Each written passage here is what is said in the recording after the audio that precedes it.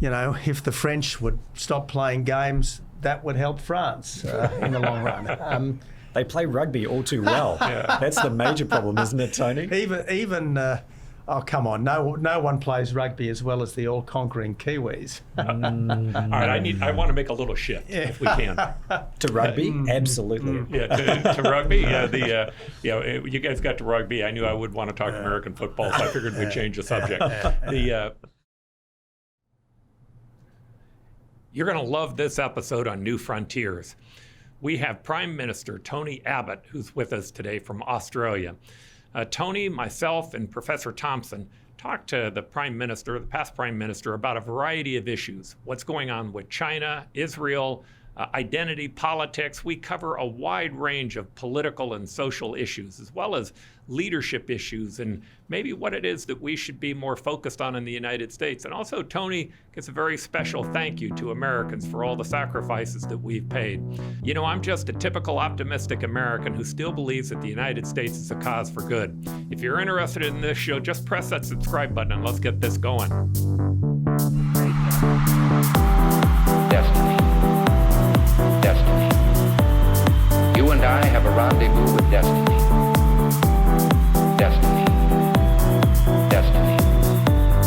You and I have a rendezvous with destiny. We choose to go to the moon in this decade and do the other things, not because they are easy, but because they are hard. Well, we are very thrilled to have Tony Abbott with us today on the podcast, former Prime Minister of Australia, and I'm happy to say a friend, quite recent acquaintance, but Tony's a friend of mine.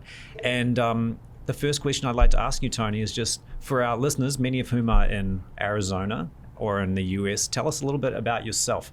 Tell us about how you got into politics, how you became Prime Minister, and maybe just give us a few words on some of your guiding principles or your political philosophy. Well, Henry, it's wonderful to be here with you and Paul. It's beautiful to be in Phoenix, my first ever trip to Phoenix, Arizona. I was a great Glenn Campbell fan as a youngster, and I still warble along to by the time I get to Phoenix. And here I am. Anyway, look, I was lucky enough to be the 28th Prime Minister of Australia. I was in Parliament from 1994 until 2019. Like a lot of ex-Prime Ministers these days, I do a bit of this and a bit of that, including going to talk at conferences, and it was your wonderful other half, Helen Baxendale, my former staffer, who's now helping to run the Great Hearts Academies here in Arizona, who invited me to their classical education conference. So that's why I'm here. I got into politics because I wanted to make a difference. Now, everyone makes a difference. Kids make a difference, parents make a difference, neighbours make a difference, workers make a difference. But in public life, you don't just make a difference to your customers, to your workmates, to your neighbours. In public life, you can make a difference to the whole country. And I guess I was ambitious enough to think that I had the capability to make a positive difference in my country, Australia. I was lucky enough to be educated by the Jesuits, and in those days the Jesuits had this motto, be a man for others. And I thought that my way of being a man for others was not just to try to be a good friend, a good husband, a good father to the extent that I've been, but to try to do good in the wider community. So that's why I was there. Guiding philosophy, well, I regard myself as a conservative. I was a member of the Liberal Party, and in Australia, Liberal doesn't have the same connotations that it does in the United States. Our Liberal Party is the centre-right, the main centre-right party.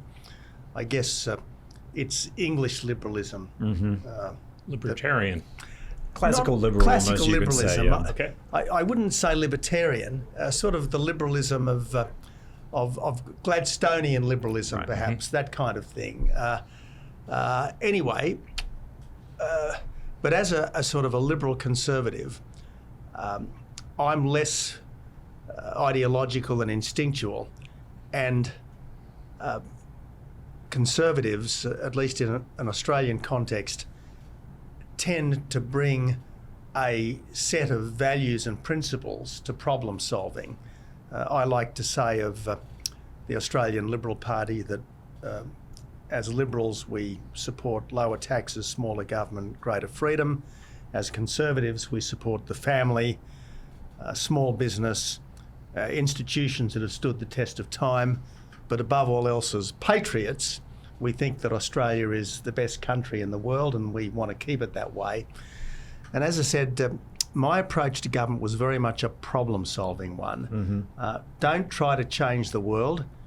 Try to fix the problems that are reasonably within your ability to fix. So when I was the health minister, I tried to improve access to general practice. I tried to ensure that we swiftly got drugs onto the pharmaceutical benefit scheme to make them available to the public. When I was opposition leader, I identified what I thought the then government was doing very badly and came up with what I thought were better ways of approaching these things. So it's a instinctual, problem-solving, build on your strengths, restore that which is good and lasting, and be a little bit sceptical about fads, fashions, and enthusiasms.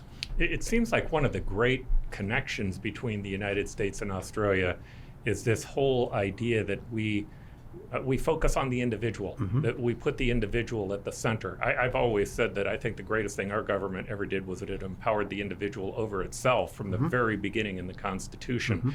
And that becomes a guiding light for what you do economically, what you do socially, what you do in public policy. And it also seems to me that we're being confronted by groups on the right and the left in the United States who don't put a focus on the individual. It's more group politics, identity politics. Identity politics is a cancer. Is that true in Australia as well? Look, most of the bad things that, and indeed many of the good things that start in America eventually come to Australia. And I'm afraid identity politics has really taken off in Australia. We recently had a proposal to create a so-called Aboriginal voice to the Parliament and to the executive government, which was going to set up what would have effectively been a third chamber of the Parliament that was chosen specifically on people's ancestry. Now, I just thought this was crazy. It was a terrible manifestation of identity politics. Admittedly, in part, motivated by goodwill to the original inhabitants, many of whom to this day don't live as well as you'd like. But you don't help the worse off by establishing a kind of separatism. That's the last thing you do. Anyway, luckily, this was, if you like, an elite idea which could not be instituted without asking the people's permission because it involved a change to the Constitution. And the great Australian public, exercising their usual wisdom, gave it a resounding thumbs down, and thank God they did. Why do you think the Australian public voted so heavily against it? Maybe also, what was the margin? Well, it was a 60-40 defeat. And look, Australians overwhelmingly have goodwill towards their fellow Australians, particularly towards Indigenous people, the first Australians, who, as I said, have often done it pretty tough. But we came to the collective conclusion, that establishing a separate Indigenous voice was going to entrench, if you like, privileges based on ancestry in our Constitution. It was going to gum up government even further, and it was going to reinforce the separatism, which is at the heart of Indigenous disadvantage. If you're an Aboriginal person in Australia and you're living and working in Sydney, by and large, you'll have much the same quality of life as every other Australian. The Aboriginal people who live badly and do it tough are the ones that are living remotely. And the activists, in a sense, want to preserve that because it justifies their grievances and kind of feeds this victim mindset. But people are never going to live well if they're living somewhere where there's no economic base, there's no real jobs. I mean, people who've got nothing to do all day inevitably get on the booze, act badly. Hell, in long university vacations, I remember what I got up to. It wasn't pretty. And that's what happens. The devil makes work for idle hands, as they say. And that's why the best thing we can do for Aboriginal people in the long run is empower them to make better choices, because for most of them, a better choice will be joining the mainstream, not losing their sense of self, not forgetting who they are, but joining the mainstream and living the same sort of life that every other Australian lives. Yeah, it's really a paradox when you think about it, because just what you just said, there's this conflict between remembering who you are, but also remembering you're an individual. You have agency. You have the ability to make choices and decisions. You are not a victim of circumstances. And what happens oftentimes, I mean, we love Martin Luther King in this country. The idea we should judge people by the content of their characters, not the color. That's something that people around the world have learned from it. Wonderful expression of the American dream. But somehow or another, even in the United States, we're losing that. And we're starting to think, no. This is not about your character. This is about what group you're in. And that's a mistake. My middle daughter was living in Portland, Oregon, at the time of the Black Lives Matter business. And I can remember saying to her, but surely all lives matter. And she said, Dad, you can't say that because that's an expression of white privilege. Now, I'm afraid I just don't get this. I just don't get this. Yes, we have to do the right thing as far as we can by everyone, but starting to put people into boxes because they're male or female, black or white, Caucasian or Asian, I mean, it's just wrong. It's just wrong. And at the heart of Western civilization has been this gradual appreciation that in the end, everyone has equal rights and dignity and responsibility, and things that you can't change are never an appropriate basis on which to treat people differently. It strikes me that today's identity politics is really just a new form of collectivism. What Schumpeter would have called collectivism, or Hayek, or any sort of classical liberal or libertarian philosopher. And so it's new in its current iteration of identity politics, but it's been around forever, really. Since the Russian Revolution, we've had this collectivism based on social class. So, Tony, maybe you could talk a little bit about how did this shift happen? Because, forgive me maybe for speculating, but maybe your political career kind of spanned this transition from a form of collectivism based on social class. I hate it when these young guys say that kind of thing. Hey, I'm not that young. Happy 40th birthday for tomorrow. Thanks very much. It is my 40th birthday tomorrow, Paul. He's still a baby. So all right. Collectivism based on social class, maybe in the 80s and 90s, and the trade union movement is strong in Australia. And then this transition to identity politics based on race and maybe gender today. Is that something you saw creeping in, and did it really just come from America, or how did that process take place? There's absolutely no doubt that there has been a shift in voting patterns, for instance. I mean, a generation ago, the richer you were, the more likely you were to vote on the right. These days, the richer you are, the more likely you are to vote on the left. I mean, all of the big cities of America vote Democrat. Right. Country areas, the so-called flyover states, mostly vote Republican. Something like that is happening in Australia too.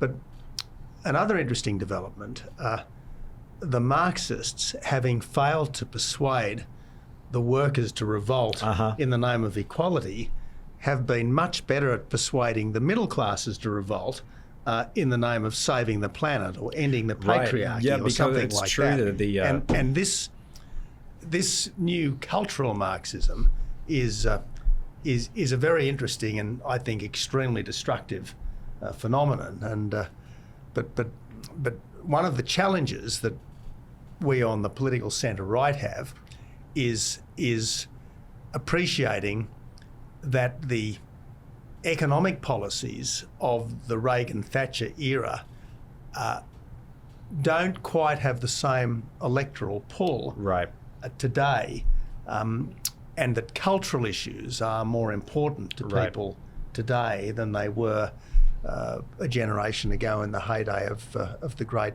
sainted Ronald Reagan and Margaret Thatcher. But a couple of things that you said that are very profound. You talked about your daughter saying, you can't say that. To me, there is a strong similarity between the person on the far right that says there's a white genocide to the person on the far left saying there's white privilege. They're both seeing people through a prism of their identities, as opposed to seeing human beings as an individual. And the second thing that's important in that is, if we don't speak up from the center right, center left, the people who care about those individual values and say, no, that's off base. The way you're looking at this is based upon a victim mindset that effectively begins to give you the right to objectify other people. I like what Solzhenitsyn said. He said, look, all that ideology really does is it allows us to transfer the evil that's inside of us onto another person based upon group identity, right? And that's what we're doing today on the far, we've always known that with the far right, but it is equally evident on the far left. Completely correct. And the aspiration has got to be a society which is completely colourblind, completely free of racism, sexism, etc.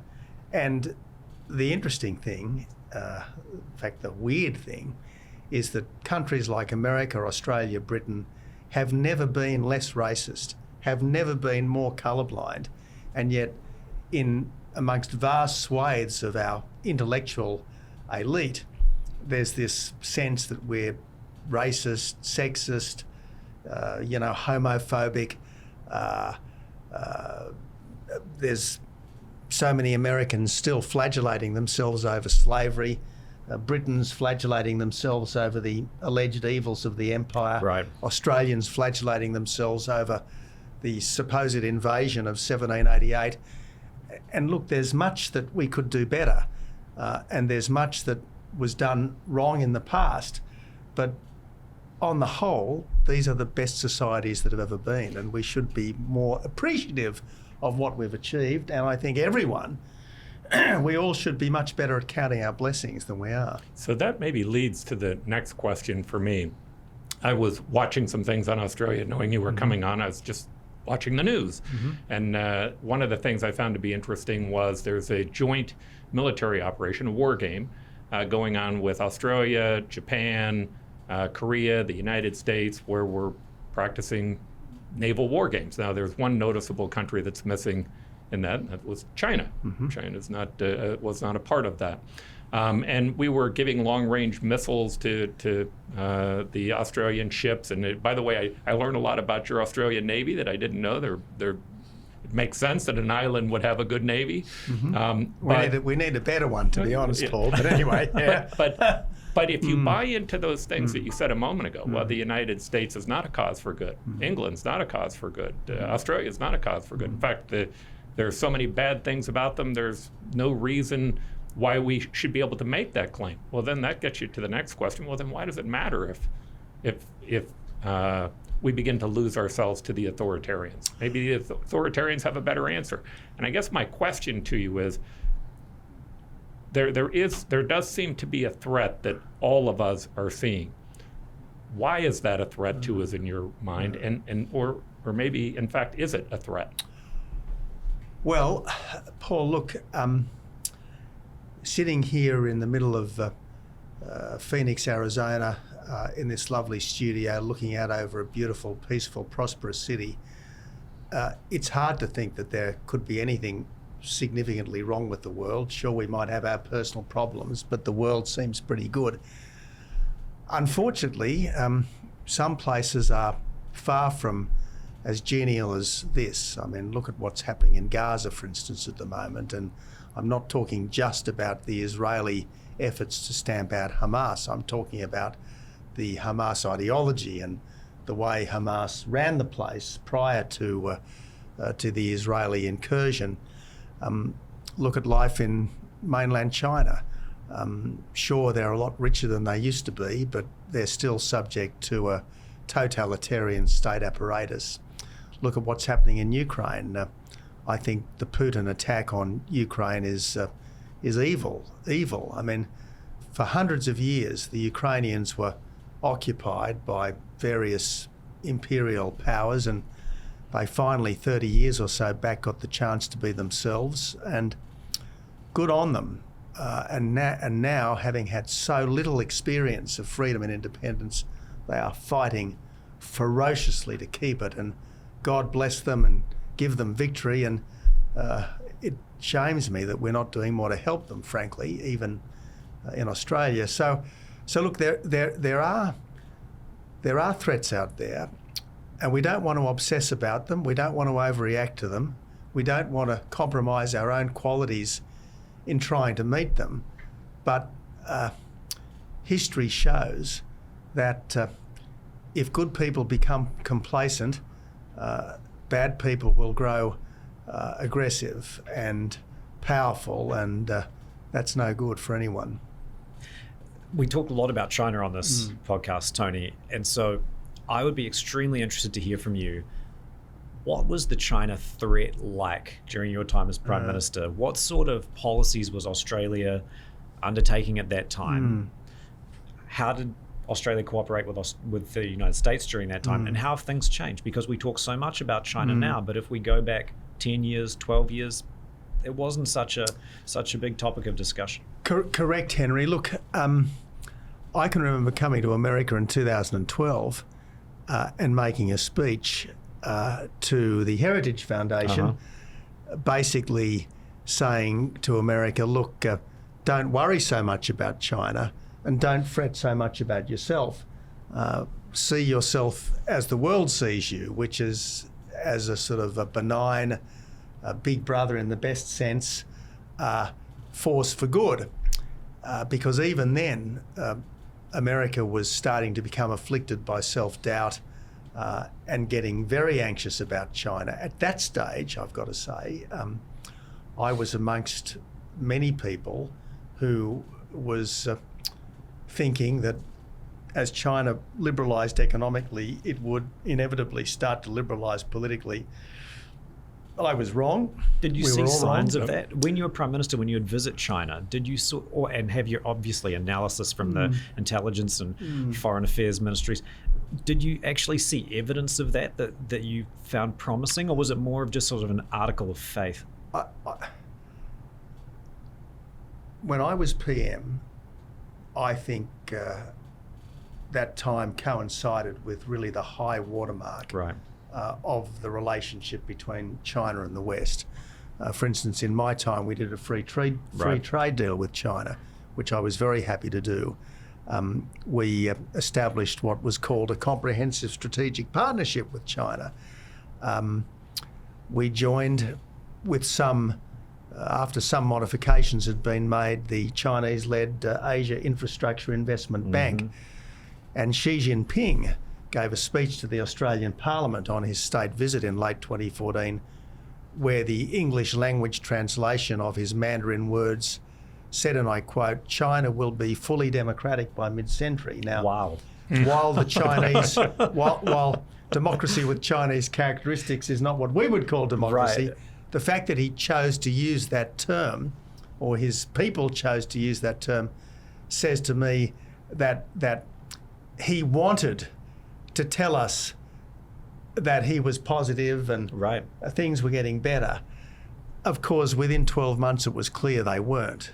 By that stage, the militarisation of the South China Sea was proceeding apace. The social credit system was being imposed on China's people. The genocidal activities towards the Uyghurs were getting underway in Xinjiang province. And then, of course, we had the crushing of the freedoms of Hong Kong, increasing bullying of China's neighbours, including India, the stepped up belligerence towards Taiwan and so on. But look, as recently as 2014, it was possible to be optimistic about China. It's not now. The sad truth, Paul, is that we are already deeply into a new Cold War. That's the only way to describe it. We have got to hope and pray that it doesn't become a hot war. A, because China is a more formidable adversary than the old Soviet Union ever was, and B, because the consequences of war between the superpowers would be even more cataclysmic today than a generation ago. But we won't win this new Cold War by weakness. We won't win it by sabre rattling either, but nevertheless, weakness is provocative. And the mindset of the Chinese leadership, the mindset of the Russian dictator, the mindset of the apocalyptic Islamists who run Gaza and places like Iran and so forth, their mindset is completely different from the mindset of the democratic politicians that we're familiar with. And it's very hard for us in the democracies to grasp just how different they are. I mean, Putin obsesses about recreating the Russia of Peter the Great. Xi Jinping obsesses about ending the century of humiliation, which means, as a next step, grabbing Taiwan. Apocalyptic Islamists are more interested in death than in life. It's hard for us to credit this because that kind of thinking has been left so far behind in the democratic West. But they can pursue national glory as they perceive it, in a way that democratic leaders never could, thank God, here in the West. But it makes them very dangerous adversaries. And sure, in the end, democracies can harness the creativity of their people. The democracy aroused is an incredibly powerful force, as America showed in 2 world wars and then throughout the Cold War. But we have to appreciate that there are challenges today that for the best part of 3 decades since the fall of the Berlin Wall, we've effectively forgotten. For those people who believe that we're falling into this mindset of all values are the same. Mm-hmm. It's just relative. The Chinese see it differently than we see it, and we should just recognize and respect where they're coming from. Or the same concept is being held by many people in Gaza. Well, this is the way that that Hamas works. It's part of their lifestyle. For others of us, we say people off tall buildings. Right. For others of us, we say that no, there are some values that are better than others. Right. Exactly right. And that which leads us to believing some people there are universal values. Here's my question: for those people who believe that and believe that the other is a threat, how do we win this? What's the key to us being successful in the West? Well, yeah, I think it was Lord Napier of the Sind who said that his philosophy of empire was a good thrashing first and great kindness afterwards. It just shows the way the world has changed. Is that the opposite of speak quietly and carry a big stick? So British and American imperialism run in opposite directions. Interestingly, Lord Napier sent a message to the Foreign Office after his conquest of the Sind, Peccavi, which is the Latin for "I have sinned." That is pretty witty. They wouldn't get that today. They wouldn't get that today. No. Anyway, I mean, I actually think that I'm trying to remember the phrase that Blinken used. Containment. Well, I think he said, "Cooperate where we can, compete where we should, and confront where we must." I think that's actually a pretty good description, shorthand description of how we should operate with the Communist government of China. Certainly when MH370 disappeared into the southern Indian Ocean with 150 Chinese citizens on board, I was Prime Minister at the time. We moved heaven and earth to try to find that plane. And I think the Chinese were very appreciative of the efforts we made.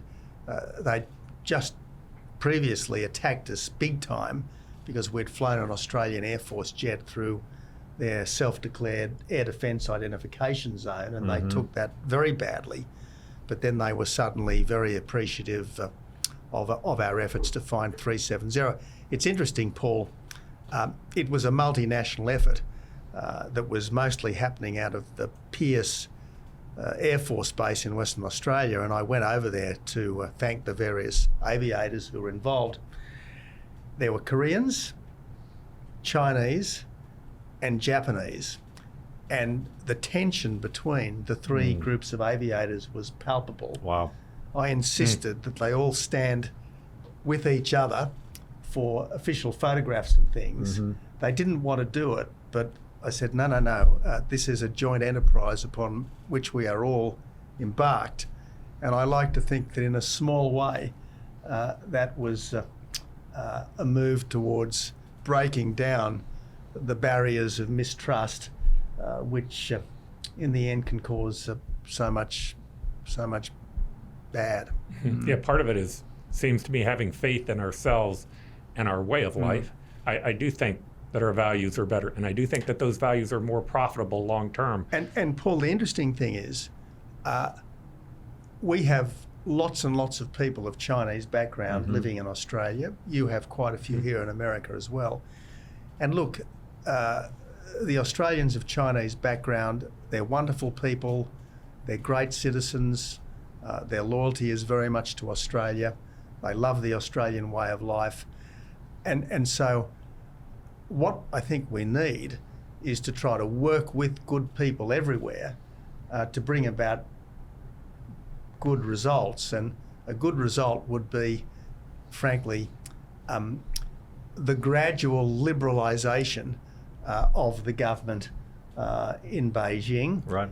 And I've got to say that in the Deng Xiaoping era and subsequently, that's what we thought was happening. Well, I think it arguably was. But whether it was because they were genuinely persuaded that there was a better way, or whether in fact they were simply just following the tactic of hide your strength and bide your time, we just don't know. I mean, my understanding from talking to people who are much better connected inside China than I've ever been is that there were genuine liberals inside the Chinese establishment, but what sway they might once have had has been almost completely extinguished. Can you talk about deterrence a little bit? You put a focus on the importance of that. Well, one of the reasons why we never had war between the superpowers during the old Cold War was because neither superpower thought it was in their interests to raise tensions to the level of open hostilities because neither side thought that they could win without enormous suffering and unacceptable costs. And I think that's really the way we've got to pursue things today.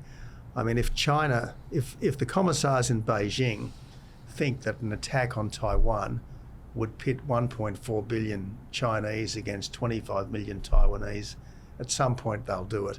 No doubt about that. At some point they'll do it.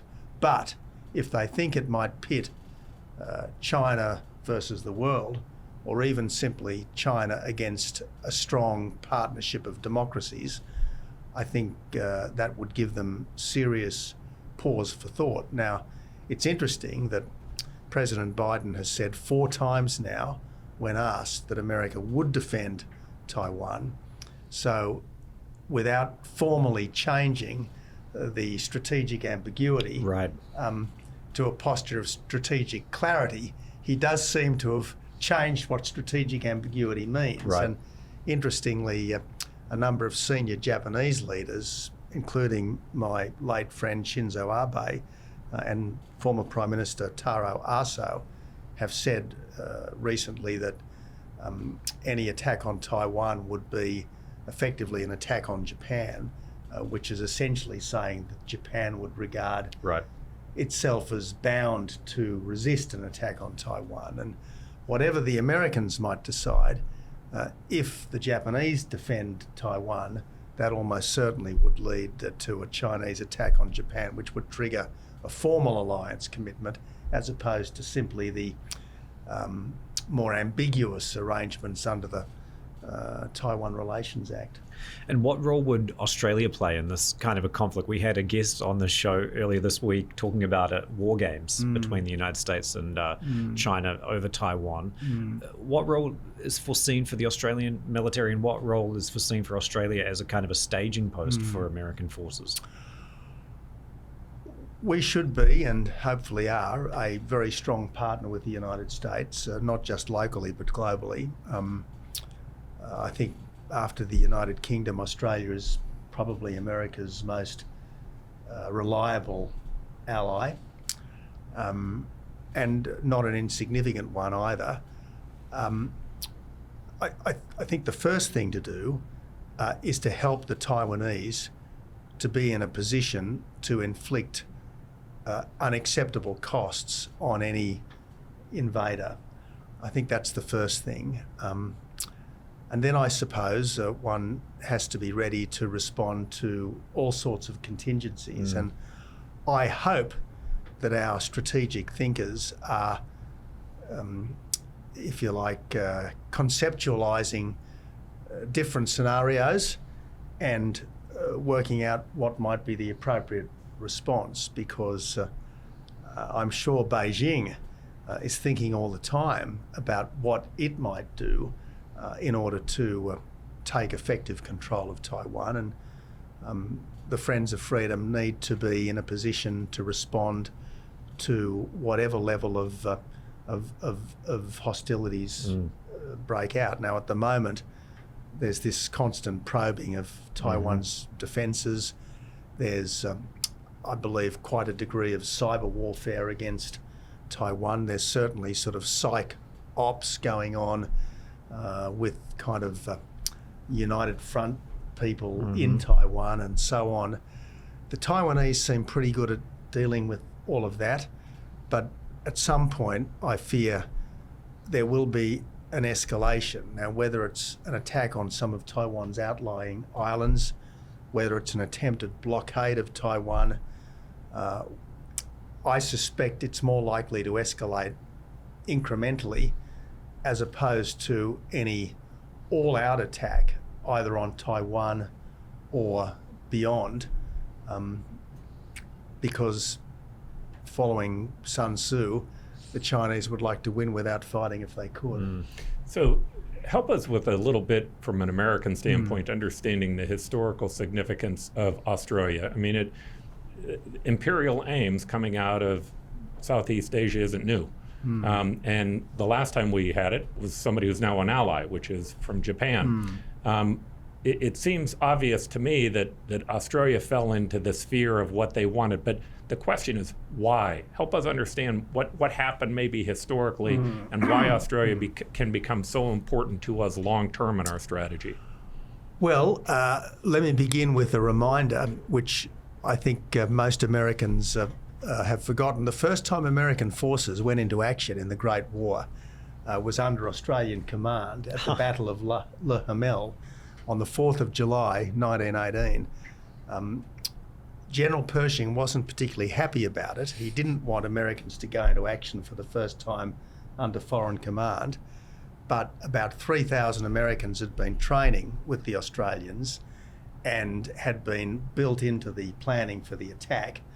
And the Americans themselves were very resistant to General Pershing's desire that they withdraw from the action. And the Battle of Le Hamel was a masterpiece, really, and it turned out to be a kind of a dress rehearsal for the much more significant Battle of Amiens a month or so later, which became the Black Day for the German army. So, you know, Americans don't always like to play second fiddle, but on this particular occasion they did, and regrettably it's probably the last time Australia has fully pulled its weight in a military operation where it was partnering with America. Anyway, bit of history. Now, in terms of Chinese imperialism and Australia, I don't claim to be an academic sinologist, but it seems to me that in some respects, not dissimilar to America, the Chinese have had this sense of manifest destiny. Historically, China regarded itself as the Middle Kingdom, and all under heaven were expected to obey the emperor in Beijing. And the role of neighbouring countries, all of which were notionally under Chinese overlordship, the role of the rulers of those other countries was to tremble and obey. And I think in a sense, Marxism-Leninism has reinforced this traditional Chinese exceptionalism. And a good manifestation of that was the 14 demands or the 14 grievances which the Chinese embassy in Canberra published a couple of years back. And essentially what they expected of Australia was that we would admit all Chinese students, accept all Chinese investments, cease criticising the Chinese government, and leave the American alliance. In other words, we would effectively become a satrapy of China. And most Americans don't know that even happened. I didn't even know that happened. No. Well, that's right. I mean, they didn't give the same demands to New Zealand, maybe because we were already you'd doing already it. accepted them. Don't have to demand something you have. Look, I can absolutely understand why the small countries in our region didn't want to do anything to upset China, because for a long time we've been making a lot of money out of exporting to China. Absolutely, especially agricultural commodities. The truth is that there is a big pro-China lobby amongst Australian business, because Australian business has made such wonderful profits out of China in the last 30 or 40 years. But so have many regular Australians and New Zealanders through the real estate market. A lot of China's investment into real estate has made middle-class people very wealthy through their home ownership. And you're absolutely right. Look, the rise of China has been thus far good for the world, because something like 500 million Chinese have moved from the third world to the middle class in scarcely a generation. That's an objectively good thing. Although we can also suspect that if they followed a more democratic path like Taiwan or South Korea, it might have been a billion instead of 500 million. And you've got to give credit where credit's exactly right. And one of the reasons why Beijing hates independent Taiwan, or effectively independent Taiwan, is because Taiwan is proof that there is no totalitarian gene in the Chinese DNA, and that you can be both rich and free. Unlike on the mainland, where they're richer, but not free, and becoming even less free at the moment. So look, thus far, the rise of China has been good for the world, but rather than rise peacefully and cooperatively, as far as the CCP is concerned, China's rise is supposed to be to a position of dominance rather than to a position of partnership and sort of fraternity, and that's why China's rise is much more of a challenge now than it was even a decade ago. That's the overwhelming reason, I think, for the U.S. success, is because I think if we try to dominate our partners, we'd have the exact same problem the Chinese have. Completely right. The idea is that I think we wanted China to be successful, and I agree with you. I think that's why Bill Clinton admitted China to the WTO. And the problem is that China has exploited free markets without practicing free markets. I mean, it's exploited free trade without practicing itself. I mean, look at the way, for instance, China is now cornering the electric car market. Look at the way China is now cornering the nickel market through Chinese-owned businesses exploiting the nickel resources of Indonesia, which are being exploited under very, very anti-environmental conditions, to drive other nickel producers out of business. And this is where former President Trump was onto something when he said, look, it's not fair trade with China. Right.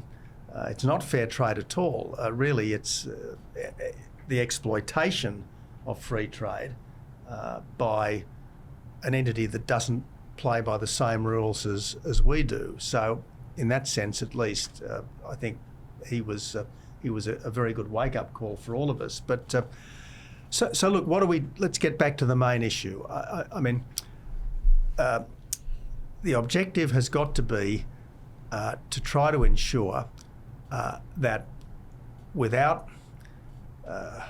any cataclysmic breach of the peace, we make it crystal clear to the rulers in China that we are going to keep doing our thing and that we are going to remain free, liberal democracies, and we're not going to kowtow to anyone, particularly people who are making unreasonable demands of us.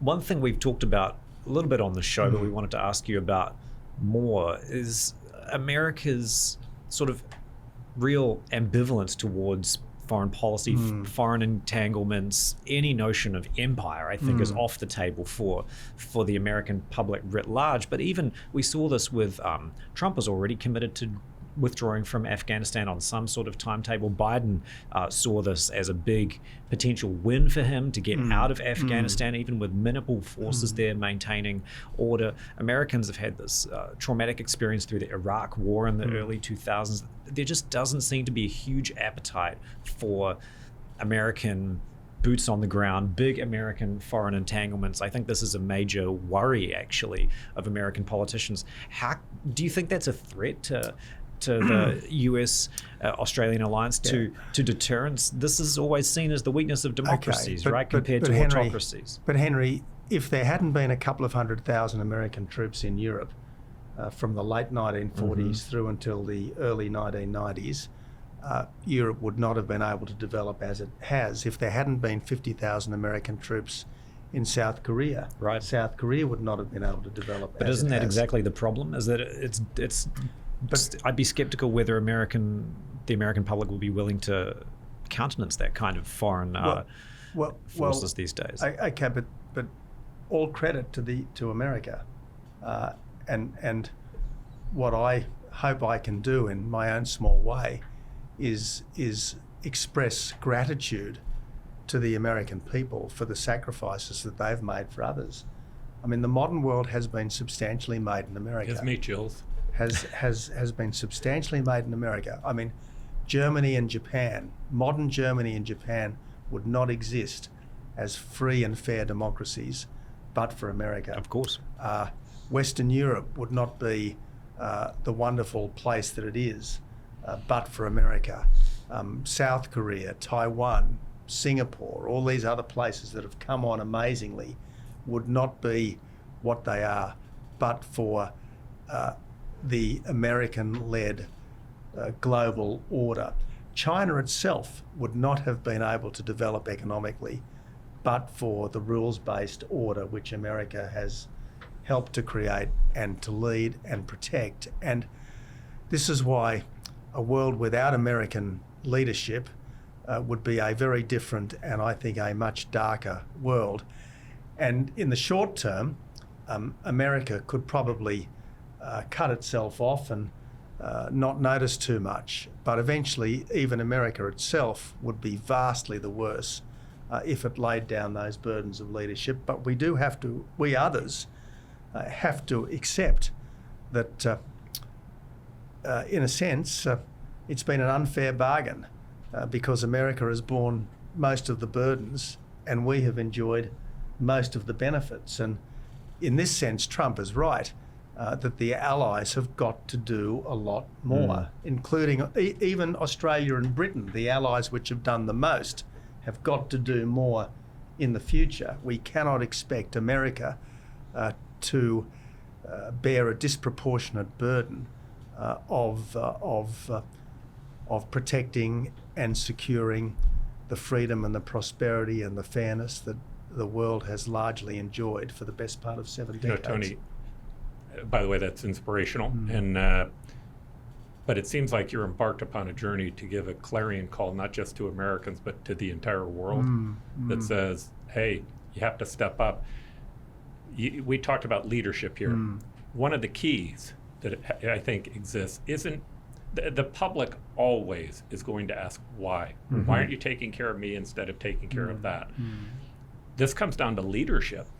And leadership has to step up, especially when they know it's right. And leaders have to explain that helping Ukraine is actually helping America. Helping Israel is actually helping America.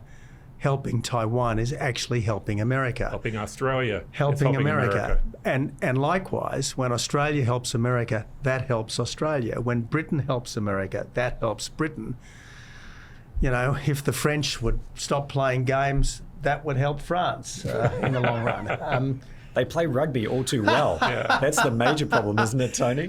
Even oh, come on, no one plays rugby as well as the all-conquering Kiwis. All right, I want to make a little shift if we can. To rugby? Absolutely. To rugby. You guys got to rugby. I knew I would want to talk American football, so I figured we'd change the subject. Well, first, a disclosure, because I think stereotypes oftentimes take place. Americans love Australians for the most part. They love Australians. And that's why they like me. They think I'm an Australian. Yes, I keep calling him an Australian. He keeps trying to tell me there's a difference. 100 years I just ago, said that. I just said that for you, Tony. You guys could have been Australians, but you declined to join the Commonwealth. I should never have given you that opening. I should never have said that. So here's the... a small story. So I, as Mayor of Phoenix, I ended up going to Grenoble, France, because they had wanted us to be a sister city. For whatever reason, it was a very big deal to them. They had this parade for us. And I remember when I was sitting in the back of this car, I started noticing that there were saguaro cactus pictures in all the windows. People, as I was driving by, were going, woo, like an Indian. Oh, wow. And everybody wanted to talk to me about John Wayne, right? It was like, okay, I don't think you guys really understand Arizona, but I'm going to go with it. Sometimes Americans have this view of Australia, which is, the outback. It's Crocodile Dundee. Right. It's actually the American West. That's how they see it, is this kind of heroic place, which it is, but that's the image. Yet, Australia, we've become their biggest trading partner. Australia is doing a tremendous amount in education. In fact, even on things like quantum computing and AI technologies, you guys are becoming a leader. I'd like to just talk a little bit about the economy of Australia, where you see the hope as being and where it's going. Well, that's a very good question, Paul. Look, we're a very prosperous country with a high standard of living. I think our GDP per head is something like $55,000 per head, which is not that far behind the United States and well in advance of Britain or France, for instance. Our prosperity has been based historically on primary exports. I mean, it was initially whale and seal oil in the early 1800s. Then it was wheat and it was gold. Then it was wheat and wool. Since the 1960s, it's tended to be coal, iron ore, and more recently gas. We started to develop a larger industrial base in the post-war period, heavily protected industrial base, and under the sorts of free trading rules that we've seen over the last few decades, our manufacturing base has shrunk dramatically, just as America's has. Much of it's been exported to China, which has been good in the short term, but not so good in the long term. So I think we need to, in this new world, we need to think long and hard about the sorts of things that we have to be able to do for ourselves as a country, the sorts of things that we are prepared to rely on our friends for, and the sorts of things that we're happy to leave to the wider world. And so if I was doing free trade deals today, as opposed to when I was PM, I would be more than happy to have absolutely free trade between like-minded countries of comparable standards of living. And I would be happy to have pretty free trade between like-minded countries, even with substantially lower standards of living, such as India, for instance. But we can't have free trade, fully free trade with China, because if we do, we will end up, I think, empowering them and depowering ourselves, or making ourselves extremely vulnerable. That's just the reality of the new Cold War that we are now in. I mean, in the old Cold War, there was almost no trade between the Comecon countries and the rest of the world, because the Russian communists didn't think free trade worked. The Chinese communists have appreciated that there is actually some benefits from the free 70s trade, at least, which they have exploited to the full. But it's been a very one-way street. It really has been a one-way street.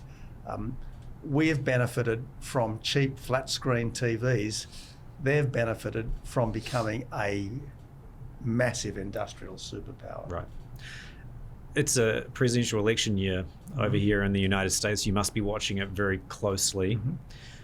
Do you think that this is a critical year for the sorts of things that I guess we'd all like to see emerge at this point in world history? Maybe some sort of new international and economic order centered around the United States and other liberal democracies, obviously stronger deterrence and various theaters? Or do you think that these election years come and go and the trends that are important are much longer? Well, look, in one sense, yes to both both propositions. I mean, there'll be an election in 2024, and there'll be an election in 2028, and there'll be an election in 2032, and all of them matter.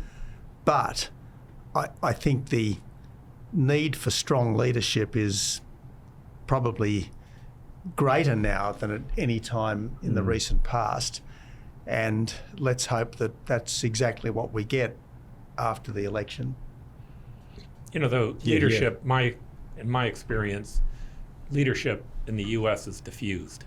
So you have a president, you also have a Senate, you have a House, and interestingly enough, you have people like Prime Minister Tony Abbott, who come to the United States to say, hey, there's a threat going on to all of us.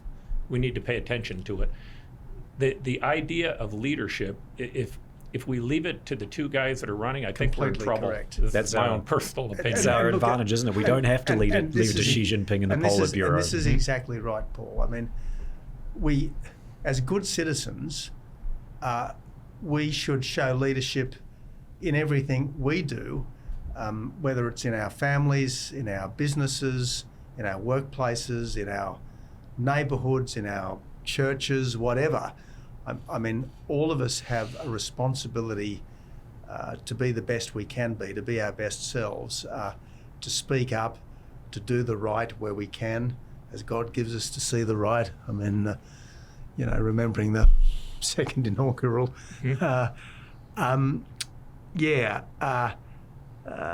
We all need to do what we can, and it's never right to palm off responsibility on someone else.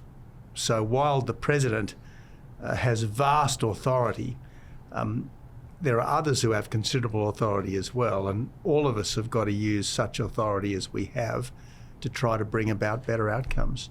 It's beautiful. It sounds to me like an excellent note on which to end the podcast. Tony, first, thank you for your leadership. Thank you for coming to the United States to talk to us. Thanks certainly for being on our show. But I loved what you had to say today, and I appreciate the wonderful leadership that you've given, not just to Australia, but to the world. Well, Paul, lovely to be here, and thanks for talking to me. Thanks. Henry, thank you. Thank you. And we stand today on the edge of a new frontier, the frontier of unknown opportunities and perils. It holds out the promise of more sacrifice instead of more security. The new frontier is here. You and I have a rendezvous with destiny.